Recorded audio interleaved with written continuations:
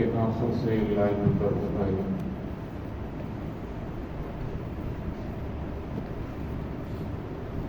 सूरत अनआम की आयत नंबर 32 से अऊज़ु बिल्लाहि मिनश शैतानिर रजीम बिस्मिल्लाहिर रहमानिर रहीम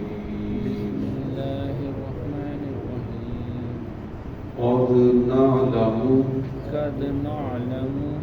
इन्नहु लयहज़ुनुका कल्लज़ी यक़ूलूना फ़इन्नहुम ला युकज़्ज़िबूनका वलाकिन्न الظالمين بآيات الله يجحدون ولقد كذبت رسل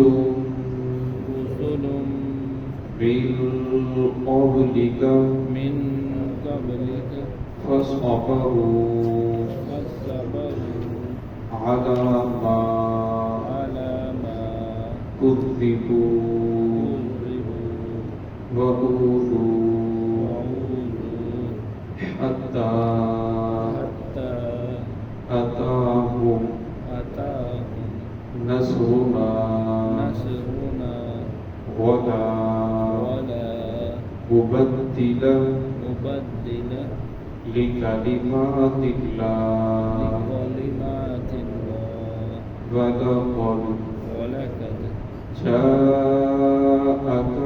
جاءك من نبأ المرسلين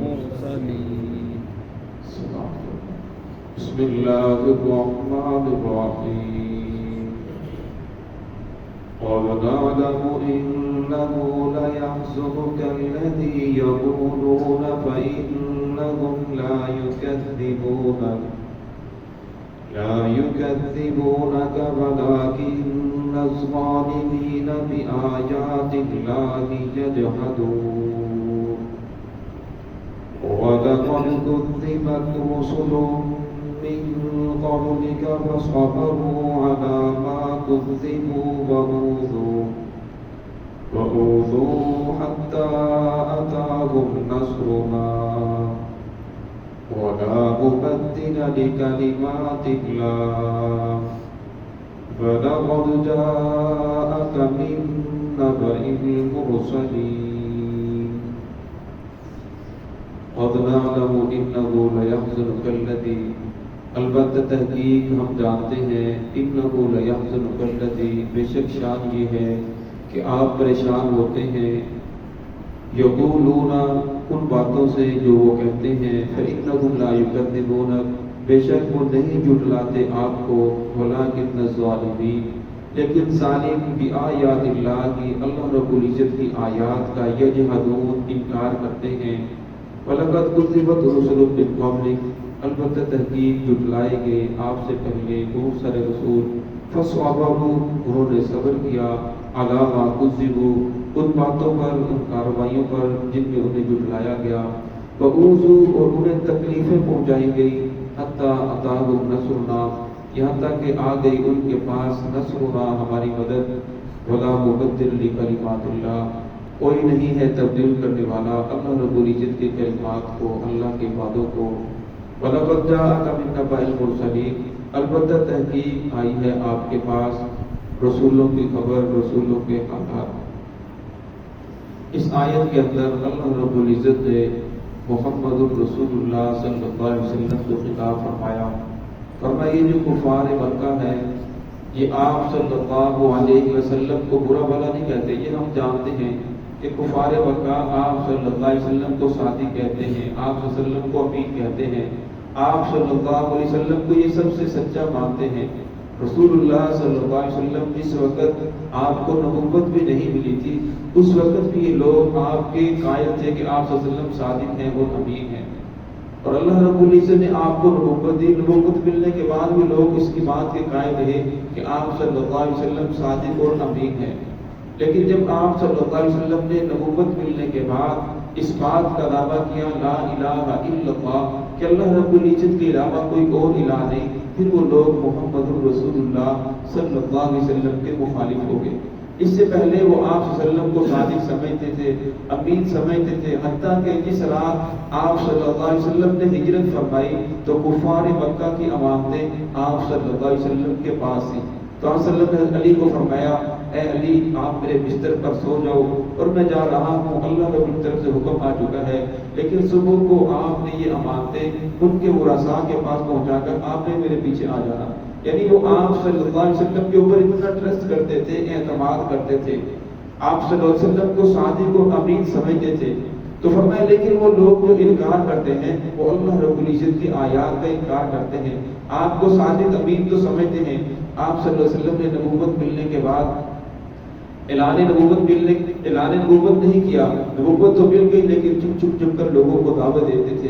پھر کچھ دنوں کچھ سالوں کے بعد ایک روایت میں تیسرے سال اور ایک روایت کا 5ویں سال حکم آیا وَأَنذِرْ عَشِيرَتَكَ الْأَقْرَبِينَ، اب لوگوں کو کھل کر دعوت دیجیے، اب لوگوں کو اپنی طرف بلائیے، اسلام کی طرف بلائیے۔ تو آپ صلی اللہ علیہ وسلم صفا پہاڑی کے اوپر کھڑے ہوئے، ایک سفید کپڑا لہرایا۔ اس دور کے اندر جب سفید کپڑا کسی بلند جگہ پر کھڑے ہو کر لہرایا جائے تو لوگ سمجھتے تھے کسی دشمن حملہ آور ہونے والا ہے، کوئی خطرناک واقعہ پیش آنے والا ہے۔ تو سارے جو عرب تھے وہ آپ صلی اللہ علیہ وسلم کے رشتہ دار عزیز و اقربا وہ جمع ہو گئے۔ تو رسول اللہ صلی اللہ علیہ وسلم نے فرمایا اگر میں آپ کو کہوں اس پہاڑی کے پیچھے ایک دشمن ہے جو تمہارے اوپر حملہ آور ہونے والا ہے، کیا آپ میری بات کی تصدیق کرو گے؟ تو وہ کہنے لگے ماں جب ربنا کا، آپ نے تجربہ کیا ہے، ہم نے دیکھا ہے، اللہ صادق، آپ نے کبھی جھوٹ نہیں بولا، آپ تو سچے ہیں، آپ صادق ہیں، آپ امین ہیں۔ وہ کہنے لگے، انہوں نے یہاں تک فرمایا ایک روایت کے مطابق، انہوں نے کہا اگر ہم دیکھیں ہمیں لشکر نظر نہ بھی آئے تو ہم یہ تو کہیں گے کہ ہماری آنکھیں ہمیں دھوکہ دے رہی ہیں، لیکن محمد رسول اللہ صلی اللہ علیہ وسلم کی وہ زبان سے نکلی ہوئی بات وہ جھوٹی نہیں ہو سکتی، آپ تو سچے ہیں، صادق ہیں، امین ہیں، بالکل ہم آپ کی بات مان لیں گے۔ لیکن جب آپ صلی اللہ علیہ وسلم نے اسلام کی دعوت دی تو وہی جو آپ کی بات کا پہلے دعویٰ کر رہے تھے، آپ صلی اللہ علیہ وسلم کا چچا ابو لہب، اس نے پتھر اٹھا کر رسول اللہ صلی اللہ علیہ وسلم کو مارا اور بد دعا دی کہ تب اللہ کا یا محمد علی حاضہ جمعتنا، اے محمد تو ہلاک ہو جائے، تیرے ہاتھ ہلاک ہو جائے، نعوذ باللہ، کہ تو نے ہمیں اس لیے جمع فرمایا تھا۔ تو آپ صلی اللہ علیہ وسلم خاموش رہے۔ اللہ رب العزت نے صحابہ کرام کو گوارا نہ ہوا کہ اللہ کے نبی نے انہیں کچھ بھی نہیں کہا، آپ صلی اللہ علیہ وسلم کو چاہیے تھا کہ نہیں بد دعا دیتے، یہ ان کو کچھ کہتے یا ہمیں حکم دیتے، لیکن آپ صلی اللہ علیہ وسلم خاموش رہے۔ تو اللہ رب العزت نے صحابہ کرام کے اطمینان کے لیے پوری سورت نازل فرمائی، تب یدا ابی لہب و تب، کہ ابو لہب کے دونوں ہاتھ ہلاک ہو جائے، وہ خود بھی ہلاک ہو جائے، اس کی بیوی بھی ہلاک ہو جائے۔ تو اللہ رب العزت نے اس کا جواب دیا۔ تو وہ لوگ آپ صلی اللہ علیہ وسلم کو صادق اور امین سمجھتے تھے۔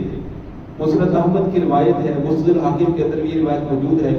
ابو جہل جو آپ صلی اللہ علیہ وسلم کا سب سے بڑا دشمن تھا، جب آپ صلی اللہ علیہ وسلم لوگوں کو دین کی دعوت دیتے تو پیچھے پیچھے چلتا اور کہتا لوگوں یہ میرا بھتیجا مجنون ہو چکا ہے، یہ دیوانہ ہو چکا ہے، اس کی بات نہ ماننا، اس کی باتوں کے اندر نہ، یہ دیوانہ ہے، اسے پتہ نہیں، یہ بے وقوف ہے، یہ پاگل ہے۔ آپ صلی اللہ علیہ وسلم کے پیچھے پیچھے پھرتا، جب وہ بھی آپ صلی اللہ علیہ وسلم کو صادق اور امین سمجھتا تھا اور آپ صلی اللہ علیہ وسلم کہتا تھا اے محمد ہم تیرے خلاف نہیں ہیں، ہم تجھے جھوٹا نہیں کہتے، تو سچا ہے، لیکن یہ جو بات لے کر آیا ہے، قرآن پاک کی آیت ہے 23 بارے میں اللہ رب العزت فرماتے ہیں